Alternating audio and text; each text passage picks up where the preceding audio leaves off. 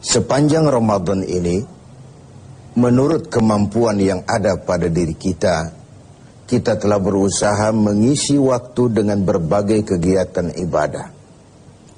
Sejak puasa itu sendiri, iktikaf di masjid, tadarus Al-Quran, melaksanakan sholat tarawih, menyantuni yatim, berbuka puasa bersama, dan seterusnya. Sungguh pun demikian, kita harus tetap melakukan muhasabah. Karena pada dasarnya ibadah merupakan satu keseluruhan yang bisa saja dirusak oleh hal-hal lain di luar ibadah itu sendiri. Pada kesempatan sore ini saya ingin menyampaikan sebuah hadis diriwayatkan oleh Imam Ad-Dailami dari Addi bin Hatim bahwa Rasulullah sallallahu alaihi wasallam bersabda, "Sittatu asya'a tuhbitul a'mala." Ada 6 perkara yang dapat merusak suatu amal. Merusak sholat kita, merusak puasa kita, merusak zakat kita, merusak bahkan haji kita, dan seterusnya. Inilah yang harus kita waspadai. Kita merasa kita sudah melakukan amal begitu banyak, tahu-tahu dirusak oleh hal-hal lain yang ada pada diri kita. Apa 6 perkara yang merusak amal itu? Yang pertama, al-ishtighalu bi'uyubil khalqi. Seseorang yang terlalu sibuk mencari-cari aib, mencari-cari kekurangan orang lain. Sekarang ini oleh budaya kita, mencari dan membicarakan kekurangan orang lain bukan lagi hal yang tabu. Dikorek, dicari, kemudian berakhir dengan fitnah, dan begitu seterusnya. Dan itu merusak nilai amal yang kita kerjakan. Sibuk dengan mencari aib orang lain, lalu lupa kepada kekurangan dirinya sendiri. Bukankah dalam hadis lain Nabi mengajarkan, "Tuba liman syaghalahu aibuhu an uyubin nas." Beruntunglah orang yang kekurangan pada dirinya menyebabkan dia sibuk sehingga tidak sempat lagi mencari-cari kekurangan orang lain. Tapi sebaliknya celaka benar orang kalau waktunya habis dengan kesibukan mencari aib dan kekurangan orang lain, lalu merupakan aib dan kekurangan yang ada pada dirinya sendiri. Pemirsa TV7 yang berbahagia, sibuk dengan aib dan kekurangan orang lain dan asyik tenggelam di dalamnya, membicarakan si fulan, membicarakan si fulan, membicarakan si ini, menyebabkan kita terlena dan tidak sadar akan aib dan kekurangan yang ada di dalam diri kita. Dalam dunia jurnalistik ada ungkapan, bad news is good news. Berita jelek itulah berita bagus. Berita yang bagus biasa-biasa saja.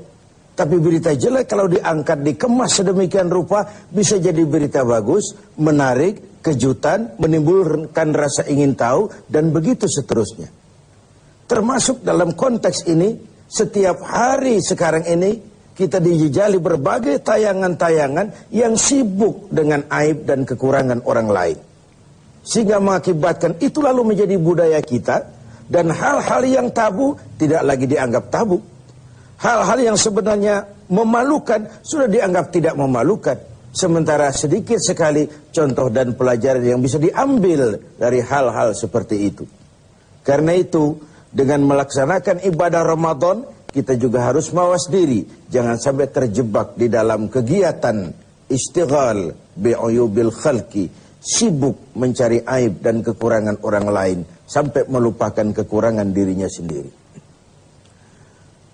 Yang kedua, yang bisa merusak amal itu adalah wa qaswatul qalbi.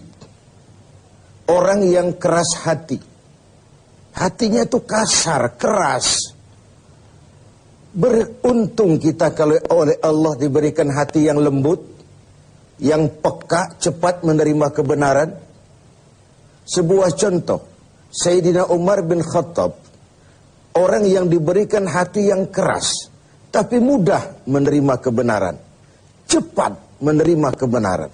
Jadi yang dimaksud qaswatul qalbi ini, sudah hatinya keras, kasar, dan tertutup untuk menerima kebenaran. Hatinya itu degil, hatinya itu tertutup, cupik seperti katak di bawah tempurung, tidak mau menerima kebenaran. Nah, tatkala kita tidak mau menerima kebenaran, lalu kita merasa kitalah yang paling benar. Banyak sekali dalam perjalanan hidup ini orang-orang yang kemudian terjebak menjadi pemilik kebenaran, mengklaim yang lain salah semua, cuma dia saja yang benar. Akhirnya juga terjebak pada hati yang keras dan kasar seperti tadi. Hati adalah raja dari kerajaan tubuh manusia, sementara anggota badan kita yang lain cuma prajurit saja. Kaki hanya berjalan, tangan hanya mengambil, mata hanya melihat, telinga hanya mendengar. Kalau hati cenderung dan memerintah ke arah situ, maka benar ketika Nabi bersabda, kalau baik hati, baiklah seluruh badan. Kalau rusak hati, rusak jugalah seluruh anggota badan yang lain. Qaswatul qalbi. Yang ketiga yang merusak amal itu adalah wahubbud dunia. Orang yang terlalu cinta kepada dunia. Saya menggunakan kata terlalu karena cinta kepada dunia bukan hal yang salah. Sepanjang dunia itu kita jadikan sebagai alat untuk mencapai tujuan jangka panjang, yakni akhirat dan ridho Allah.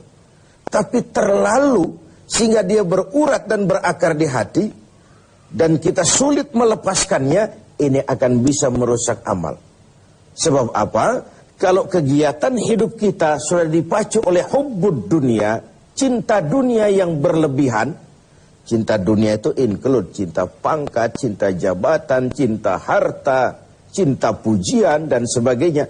Kalau itu sudah overload, sudah berlebihan dalam hidup kita, kita cenderung melakukan hal-hal yang menghalalkan segala cara. Dan ini akhirnya akan merusak nilai amal yang sudah kita kerjakan. Bukankah ini memang penyakit kita? Hubbud dunia, terlalu cinta kepada dunia, lalu menjilat ke atas, injak ke bawah, sikut kiri, kanan. Masa bodoh teman jadi lawan, lawan jadi teman, asal bisa menggapai target dunia. Akhirat urusan nanti, yang penting yang sekarang.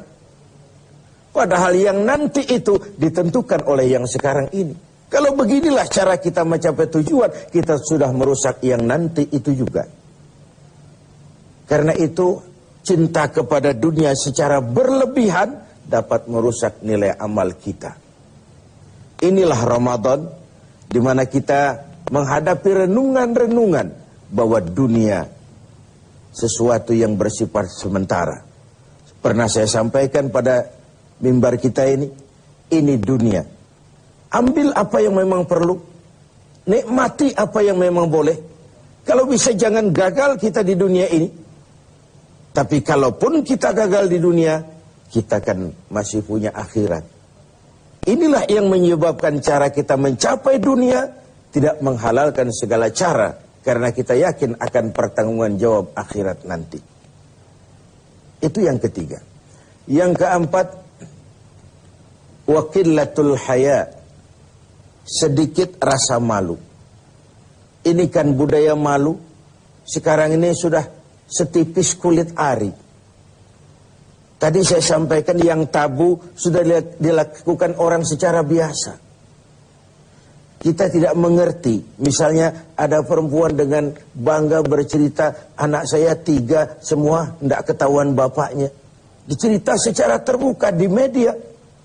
Dan dia merasa enjoy dengan itu. Bayangkan kalau ini lalu menjadi diikuti oleh yang lain. Bayangkan kalau ini menjadi sebuah tradisi di tengah masyarakat kita. Hal yang memalukan dan memilukan sudah dianggap sebagai sesuatu yang biasa. Tidak ada yang tabu lagi. Padahal malu bagian daripada iman. Tidak ada rasa malu, kurang syarat untuk mempunyai nilai-nilai keimanan. Nah, dengan puasa kita justru menimbulkan rasa malu yang paling tinggi, yaitu malu kepada Allah Subhanahu wa ta'ala. Kalau tengah hari Ramadan kita makan, tidak seorang pun tahu, tidak seorang pun lihat, dan kita tidak mau melakukan. Kenapa? Karena kita malu. Malu kepada siapa? Malu kepada Allah Subhanahu wa ta'ala. Dan ukurannya adalah nurani. Ukurannya adalah nurani. Yang kelima, yang merusak nilai amal kita adalah watulul amal. Orang yang terlalu panjang angan-angan, terlalu muluk cita-cita. Silahkan saja cita-cita digantungkan setinggi bintang di langit, tapi kaki harus tetap berpijak di bumi. Kaki harus tetap berpijak pada realitas. Kalau tidak, kita akan jadi penghayal kelas berat, tukang lamun kelas tinggi, yang hidup cuma mengumpulkan jikalau, andai kata, umpama, dan misalnya. Orang sudah kemana-mana, kita masih terjebak di situ. Yang terakhir, wa zalimun la yantahi. Yang merusak amal adalah perbuatan zalim yang tidak pernah sanggup kita hentikan. Zalim dari kalimat zalama, kegelapan. Kita terlahir putih, bersih, suci. Kitalah yang menghitamkan diri kita sendiri dengan perbuatan-perbuatan yang menentang Allah. Dan itu artinya kita zalim kepada diri kita sendiri. Semoga kita dapat menjaga diri dari hal-hal yang merusak